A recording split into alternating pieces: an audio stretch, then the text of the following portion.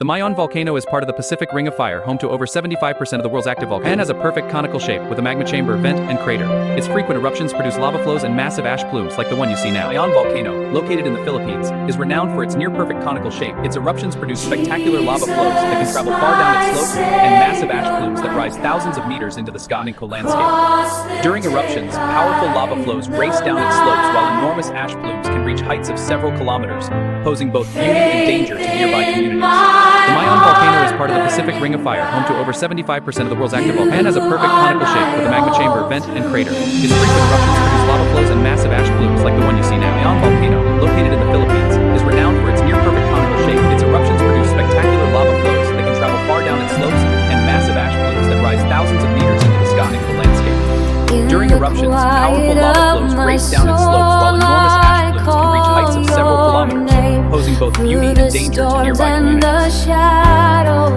You remain, the cross stands tall.